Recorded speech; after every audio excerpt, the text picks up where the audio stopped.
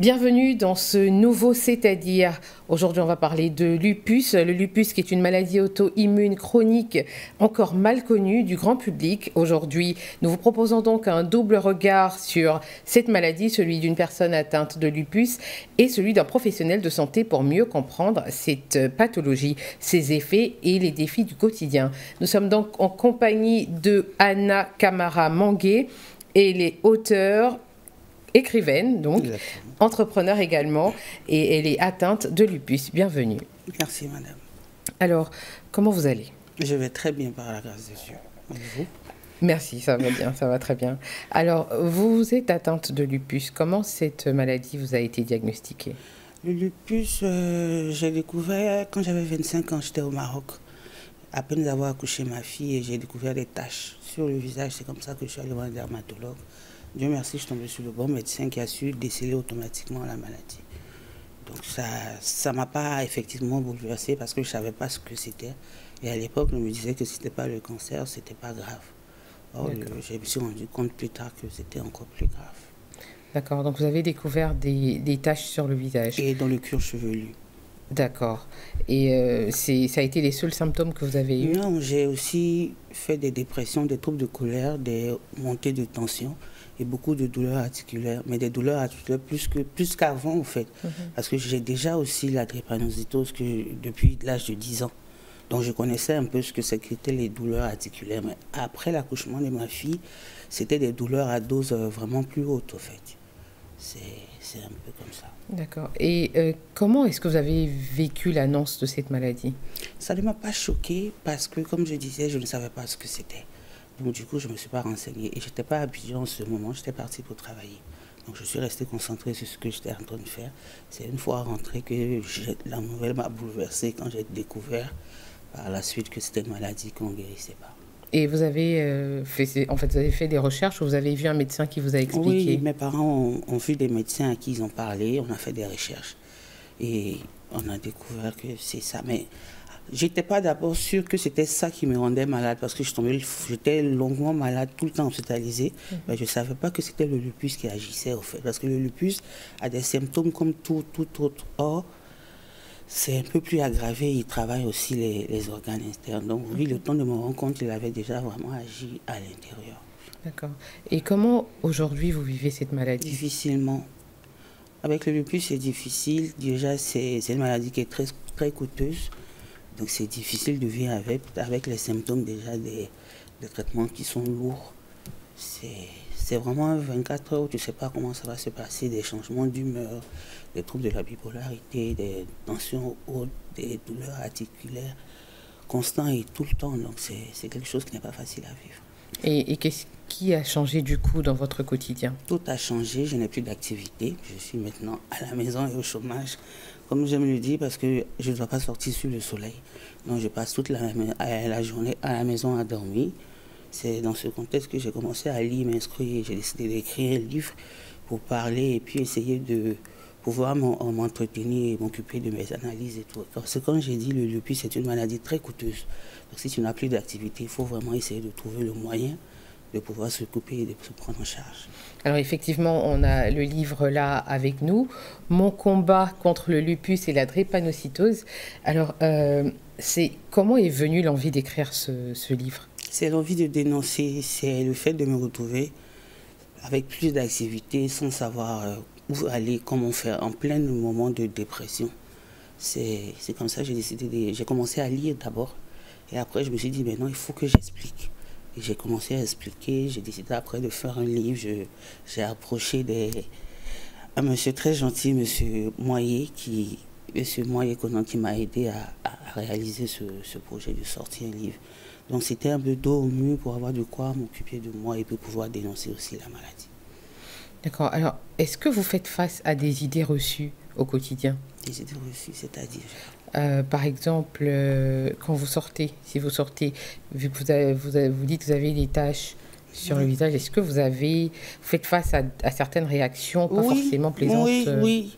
Avec les effets secondaires des corticoïdes, on a la déformation déjà du corps.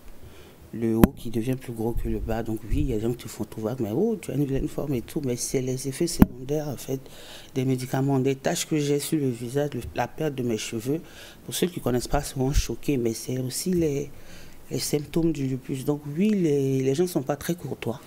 Donc je reçois vraiment des remarques très déplaisantes, mais j'ai un mental d'acier, donc je sais rebondir et puis du coup, ça ne m'atteint pas. Voilà. Et quoi d'autre vous aide à tenir bon, à part le mental que Mes vous avez? enfants, j'ai 2 magnifiques filles, Itia et Shana, qui sont mon soutien. Voilà, c'est l'essence pour pouvoir me battre, même pour pouvoir leur laisser quelque chose et aussi pour qu'elles sachent que leur moment s'est battu jusqu'à la fin, quoi. Voilà, donc ce sont mes filles. Et vos filles, est-ce qu'aujourd'hui vous avez peur pour vos filles? Vu que ça peut être une maladie héréditaire. Exactement. Est-ce que vous avez peur pour vos filles? Et comment est-ce que vous faites déjà? Vous avez déjà fait des analyses? Comment ça se passe avec? Déjà, les analyses sont sorties négatives. Elles ne sont pas atteintes de la drépanocytose. Le lupus, non, je n'ai pas encore commencé parce que j'attends qu'elles aient l'âge de la poussée d'hormones, c'est-à-dire pour pouvoir faire. Mais j'espère vraiment, c'est ma prière, que ça se limite juste à moi et qu'elles ne sont pas atteintes de cela. Oui, ça, c'est une crainte que j'ai au quotidien. Mais je ne peux rien faire que patienter et attendre, en fait. Mais je prie Dieu et je sais que ça ne va pas arriver. Et je sais aussi que je serai l'exception à la règle contre cette maladie parce que moi, je vais guérir. Donc, du coup, mes enfants n'auront pas cette maladie, j'en suis certaine.